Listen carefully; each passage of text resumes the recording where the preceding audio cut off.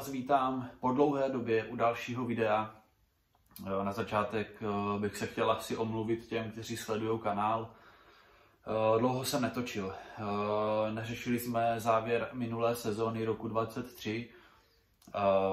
Měl jsem nějaké řešení prostě v osobním životě, stěhování a tak dále, takže jsme to nějak nedotáhli. Každopádně začíná sezóna 2024, máme zasazeno a chili paprika je zpátky. Tak to sleduj.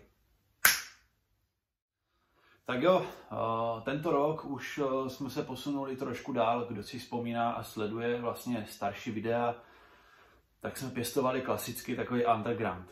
Jo, vlastně zasadili jsme semínka do kelímku, pěstovali jsme to vlastně na parapetu, klasicky, že jo, tak jak to znají naše babičky.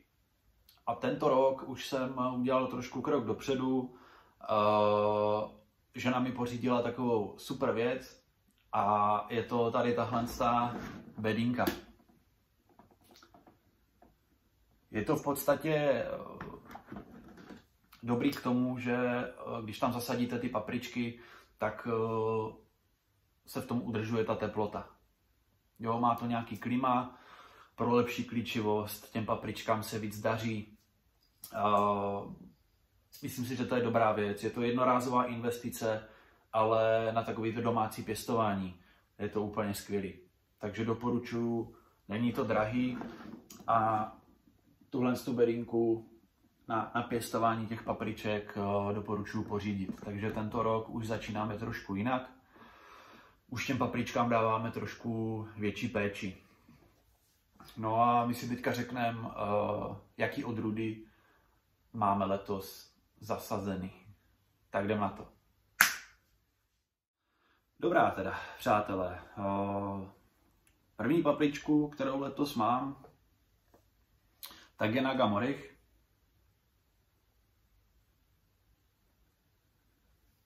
Ještě jsem ji nepěstoval, ale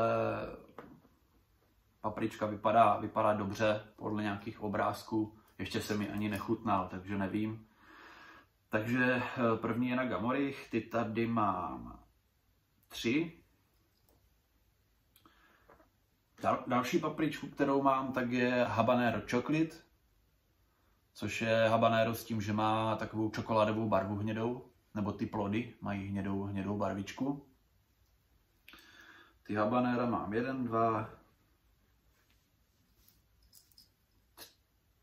2, ne 3, 2. Další, co tu mám, tak je Bud Jolokia Chocolate, což je Bud Jolokia je vlastně ta odrůda s tím, že stejně tak má čokoládovou barvu,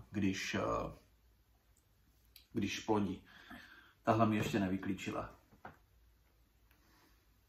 Pak tady mám zase Bud Jolokiu, ale klasickou červenou, Bud Jolokia Red.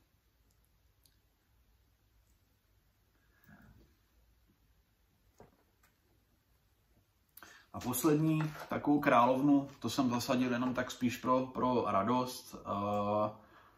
Klasická královna papriček a to je Carolina Reaper, která mi teda ještě taky nevyklíčila. Sadil jsem je trošku později. Takže aby jsme si to tak nějak shrnuli, tak tento rok máme Habanero Chocolate, Naga Morich, Bud Jolokia Chocolate, Bud Jolokia Red a takovou tu třešničku jsme dali Carolinu Reaper. Jo, takže celkem jich máme 2, 4, 6, 8, 10 sazenic. Takže tyhle ty odrůdy jsem se letos rozhodl pěstovat. Tím, že jsme se stěhovali, tak mám konečně balkon, kde mi svítí sluníčko většinu dne, což je obrovská výhoda. A to pěstování bude zase úplně o něčím jiným. Takže já se těším na to, až to začne růst, až bude všude zeleň, všude budou papričky. No, prostě to miluju jednoduše. Na to se nedá nic jiného říct. Že? Tak jo, takže tohle tohle by bylo k začátku letošní sezony a za mě asi v tom případě všechno, co se týče seznámení s papričkama na rok 2024. Přátelé, tak jsme na konci videa. Já se ještě jednou omlouvám za to, že jsem sezonu 23 nedotočil, fakt jsem se začal stěhovat, řešit různé věci, prostě na to nebyl čas. Jinak dopadla dobře, sklidili jsme prostě papričky, víte, že minulý rok jsme pěstovali Pickwick Mix, tak je tam mám nasušený. Klidně napište dolů do komentářů, jaký odrůdy pěstujete letos vy, co máte zasazeno. Jinak, kdo teprve bude sadit, tak doporučuji sadit nejpozději do konce února.